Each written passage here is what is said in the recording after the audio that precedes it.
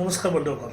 তো আজি মই আপোনালোকক আচলত এটা বিশেষ ছফ্টৱেৰৰ বিষয়ে আলোচনা কৰিম, যিটো ছফ্টৱেৰ ব্যৱহাৰ কৰিলে আপোনালোকে মানে একদম কম সময়ত আপোনাৰ মোবাইলত থকা ডাটা কম্পিউটাৰলৈ ট্ৰান্সফাৰ কৰিব পাৰিব।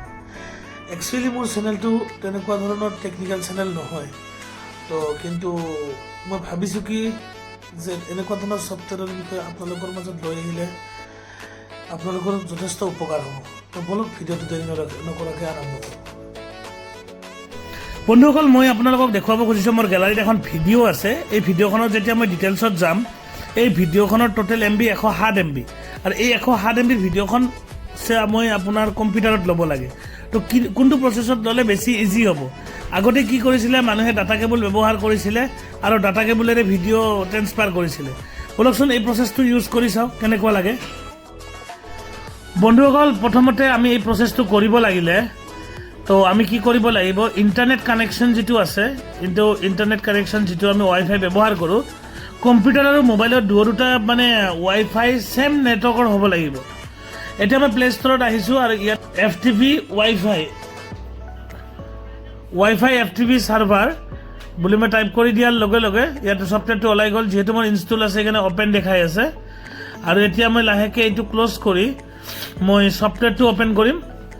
আৰু ছফ্টৱেৰটো অ'পেন কৰাৰ লগে লগে একদম চিম্পল ছফ্টৱেৰ হয়। জাষ্ট ইয়াতে দুটা অপশ্যনেই আছে, start, go to pro' version. আমি জাষ্ট ষ্টাৰ্ট কৰিম। ষ্টাৰ্ট কৰাৰ লগে লগে আপোনালোকে দেখা পাইছে এটা ছাৰ্ভাৰ URL ওলাইছে। এই ছাৰ্ভাৰ URLটো আপুনি মনত ৰাখিব লাগিব বা কপি কৰি ল'ব লাগিব। আৰু এই কপি কৰা URLটোহে আপোনাৰ কম্পিউটাৰত আপুনি টাইপ কৰিব লাগিব। মই দেখাই দিম। তো বন্ধুসকল, কি হ'ল, একচুৱেলি মোৰ কিবা ইণ্টাৰনেটটো অলপ প্ৰব্লেম দিয়াৰ বাবে মই সেইটো নেটৱৰ্কত কানেক্ট কৰিব নোৱাৰিলোঁ।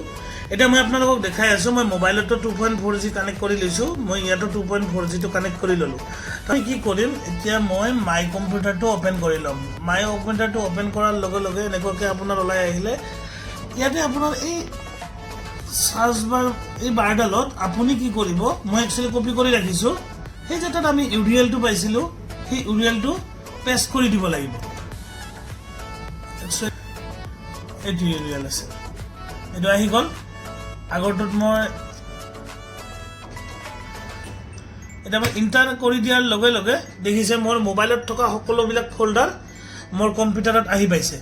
আৰু ইয়াৰ পৰা মোক এতিয়া যিকোনো বস্তু লাগিলে মই ইয়াৰ পৰা ডাইৰেক্ট ক্লিক কৰি মই ইয়াৰ পৰা কপি কৰিব পাৰিম। বন্ধুসকল, ভিডিঅ'খন চাই কেনেকুৱা পালে জনাব।